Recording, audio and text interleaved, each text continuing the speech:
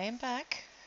Another day at Mandy's, and a very quick page this time. So what I did there was put down some masking tape and now applying some gesso onto the page. Now I put the masking tape in the middle of the page there to reduce the seeping of the mediums that are used. And I'm just going over it again a couple of times with the gesso because you could still see the blue coming through, and I thought I wanted a bit of white space on this page, but I end up thinking I wanted to use some pastel colours. So here I am mixing some white into the crimson acrylic paint there to soften it. Probably not as much as I wanted, so that's okay. I'm now taking a canary yellow paint, softening it with some white acrylic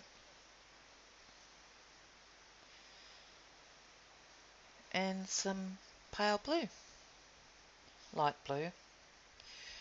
These are all paints by Sullivan's, which I think is an Australian company. I'm just applying all these paints with a plastic card, just to give it some interest, rather than just a plain old paintbrush. And basically all I'm doing at the moment is giving some interest to the page. So now I'm using some bitty grunge stamps by Tim Holtz and Stampers Anonymous. These are great little background stamps. It's a great set actually. I use all of them within that set. And I'm just using some similar colours to what was used with the paint. So some magenta hue, aquamarine, and sepia, which was a bit different, and saffron, I think. So Mandy left out some stencils for me. They don't have any names on them. And this one's some sort of grid. And I'm just using the same colours of the paints that I used on the first layer. Again, softening them with some white.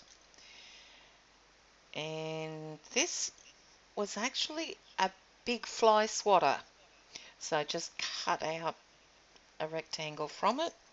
I'm pretty sure that's what it was, because it's fairly thick. So just using it as a stencil. Oh, excuse the noise in the background. We've got a big storm happening at the moment. And a lot of rain.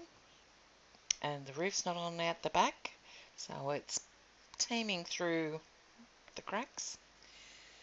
Anyway, breathe, Jen. Gotta go and check the other rooms now, because we've had big downpours. And this is like a punchinella that I'm sponging through there. This poor old sponge is going to fall to pieces soon. I use it without washing it, so I'm just wiping it over with a baby wipe to remove the excess paint. Anyway, Mandy will have some sponges there somewhere I'll be able to find. So I just took the white and that same plastic card, and I'm just stamping on the edge of it, so doing some hashes and strokes just for a bit of interest. And I'm sort of focusing on that center area because I've now decided that I'm going to put a flower on the page, and I'm going to use that background as the flower coloring. So I had to try and draw it on a piece of copy paper and then cut it out. Now I had to look for the scissors, and I found them in my granddaughter's room, one pair. She always has scissors. And so I grabbed those, but they were big, just awkward to use. And I didn't know where there was a craft knife. I couldn't be bothered looking. So now I'm just ripping it out. And I wanted that centered circled area free so I could try and draw it where it should go. Close enough. And I'm using a POSCA lilac paint pen to complete that flower. So I decided to use some of this colour, but it was too pale. So I then went to my paints and got some Liquitex Basics brilliant purple. And it was close enough. That's the only purple I had anyway. And I ended up having to paint a couple of coats of the purple on the page because it looked too blotchy.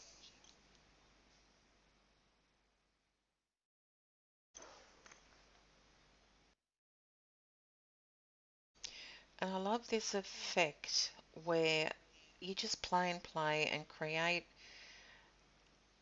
a mishmash of background and then cover it up with a solid colour over a certain shape. So you decide on a shape. It could be a heart, it could be lots of different circles, it could be flowers or a flower. And then the background that you originally started with pops out. So this is an unknown script stamp. It wasn't in a package that Mandy left out for me, and I'm using some deep blue archival ink for that. And there goes the clock. I've had a phone call, I've had a text message. This voiceover is currently 5 sections long. Anyway, so this is a flourish from the Kaisercraft Offshore Collection, I think. And I'm just painting over the flourish stamp with some white paint and then stamping that down on the corners of the page.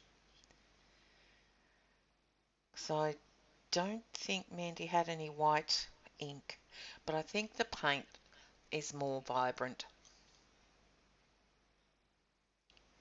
And that sort of lifted that a bit, and I forgot to go right to the edge with that bottom left hand stamp.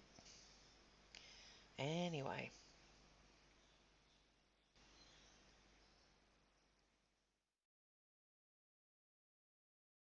now again with the deep purple archival ink, this stamp is from the same Kaisercraft collection, and I thought I'd just add this to give it a pop. So on each of the petals of the flower, and I thought it needed black because there wasn't one bit of black on the page, but we had the white. So I like to mix the two together, like have some white and black on something like this. So I'm just outlining those petals and the circle of the flower with the black. And then I just finish up writing the title with a white POSCA paint pen. And then that's it. Nice and simple. Alright, hopefully the next one will go as smoothly.